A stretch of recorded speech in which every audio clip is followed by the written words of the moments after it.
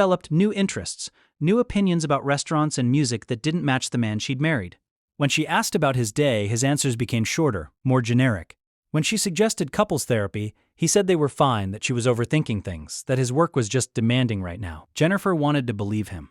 Believing him was easier than facing what the alternative might mean. The baby monitor had been an impulse purchase during a trip to the electronics store for printer ink.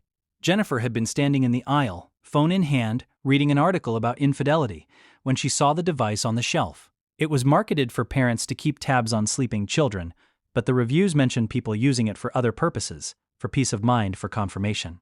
She bought it without fully admitting to herself what she planned to do with it. It sat in her car for a week before she finally slipped it into the inner pocket of Michael's carry-on bag, the expensive leather one he took on every business trip.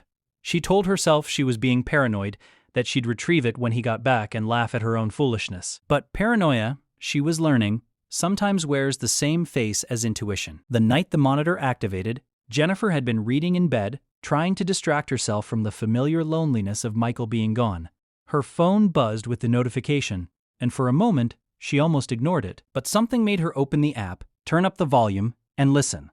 At first, there was just rustling, the sound of movement in a hotel room. Then Vanessa's voice cut through, sharp and confident, asking if he'd reviewed the documents she'd sent. Michael's response was casual, almost cheerful, as if discussing the systematic destruction of someone's life was just another item on his to-do list. Jennifer's hands started shaking around the 15-minute mark when Vanessa mentioned the timeline. If they waited until after their 10th anniversary, Michael's obligations would increase significantly under Texas law. But if they moved before that milestone, which was 7 months away, the prenup would hold and Jennifer's claim to his assets would be minimal. What hit Jennifer hardest wasn't the affair itself. It was the planning, the cold calculation, the fact that Michael had been sharing intimate moments with her, sleeping beside her, kissing her goodbye, all while methodically arranging her disposal. He'd been playing a role, and apparently he was very good at it.